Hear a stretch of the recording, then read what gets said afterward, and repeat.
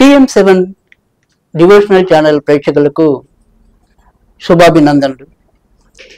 మన ప్రేక్షకులందరికీ కూడా గత కొద్ది రోజులుగా ఈ షష్ఠ గ్రహ కూటమిపై అనేక రకాలైన సందేహాలు నెలకొంటున్నాయి. ఇది నిజమే. అయితే ఇందులో ఈ ఫలితాలన్నీ ఎంతవరకు యథార్థం అవుతాయి, ఎంతవరకు యథార్థం కావు మొదలైనవన్నీ కూడా మీకు తెలియచెప్పే ప్రయత్నం నేను చేస్తాను. ఈ షష్ఠగ్రహ కూటమి అనేది మార్చి 29వ తారీఖు రాత్రి 9:44 నుంచి మర్నాడు మార్చి 30వ తారీఖు అనగా విశ్వావసు ఉగాది రోజు సాయంకాలం 4:35 ఈ షష్ఠగ్రహ కూటమి పూర్తవుతుంది. అయితే మొదట మనం చెప్పుకున్నాం, ఒకటి ఏదైతే ఈ షష్ఠగ్రహ కూటమి వల్ల ఎక్కువగా ఇబ్బంది పడేది పెద్ద స్థాయిలో లేదా మొత్తం స్థాయిలో చెప్పాలంటే కనుక అది మీన రాశి, కన్యా రాశి మీద దీని యొక్క ప్రభావం ఎక్కువగా ఉంటుంది అనేది.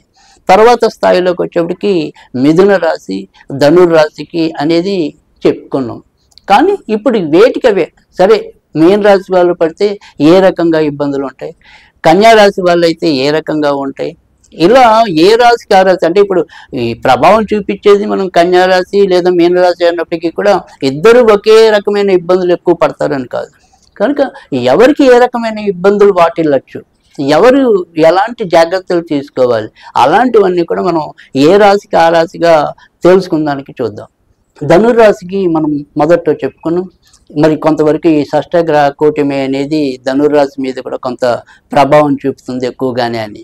అది ఏ రకంగా చూపే అవకాశాలు ఎక్కువ ఉన్నాయంటే కనుక ఇది వీరికి చతుర్థ స్థానంలో ఈ గ్రహాల కూటమి అనేది ఎక్కువగా కనిపిస్తుంది. కనుక దీనివల్ల మనకి ఏంటి ఇబ్బంది అంటే కనుక తప్పకుండా ఇబ్బంది అనే చెప్పాలి. ఎందుకంటే గృహంలో తరచూ ఏవో రకమైన వాగ్వివాదాలు చోటు చేసుకోవటం, మరి భర్త అనుకునే మాట భార్యకి రుచించకపోవటం, భార్య అనుకునే మాట భర్తకి రుచించకపోవటం, అప్పటిదాకా ప్రశాంతంగా వాళ్ళ ఇల్లు ఉంది అనుకుంటే ఉన్నట్టుండి ఆకస్మికంగా భావోద్వేగాలకు లోనవటం, ఈ రకమైన పరిస్థితులన్నీ కూడా మరి ధనుర్రాశికి ఎక్కువగా కనిపిస్తున్నాయి. అంతేకాకుండా మరి ధనుర్రాశి వారికి మరి పంచమాధిపతి అంటే రోగం నుంచి విముక్తి కలిగించవలసిన గ్రహం ఇప్పటికే తన శత్రుక్షేత్రమైన మిథునంలో ఉండటం, దీనివల్ల కూడా ఈ ధనుర్రాశి వారికి ఆకస్మిక రోగాలు అంటే మనం చెప్పాం ఈ ఏడాది కొద్దిగా క్యాన్సర్ ఇలాంటివి కూడా ఏదైనా సరే ఈ ప్రమాదకారకమైన జబ్బులు ఏవైతే ఉంటాయో ఆ జబ్బులు కొంత బయటపడే అవకాశాలు కూడా ధనుర్రాశి మీద ఎక్కువగా ఉంటాయి.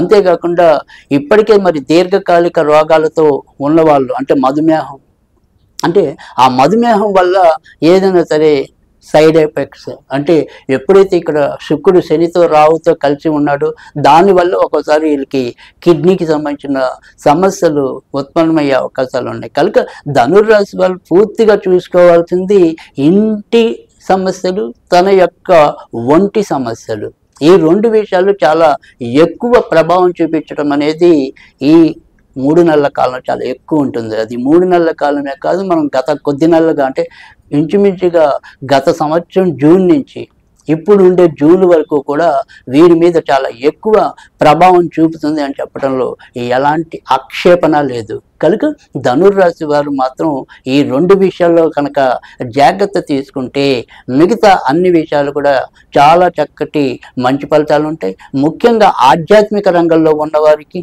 తర్వాత మరి ఈ విద్యా రంగంలో ఉన్న వారికి బుర్ర పెట్టి అంటే లేదా బుద్ధి బలంతో, ఈ బుద్ధి బలంతో వెళ్ళే వాళ్ళకి ఈ ధనుర్ రాశి వారికి ఈ షష్ఠగ్రహ కూటమి ఉపయోగపడుతుంది. కానీ ధనుర్రాశి వారికి ఉంటే సహజమైన లోపం ఏంటంటే కొద్దిగా చంచలత్వం అనేది కూడా, అంటే ఒకే విషయం మీద వీళ్ళు దృష్టి సాగించరు. కొద్దిగా 2-3 రకాల ఆలోచనలతో వారి యొక్క అవకాశాలని పాటు చేసుకుంటూ ఉంటారు.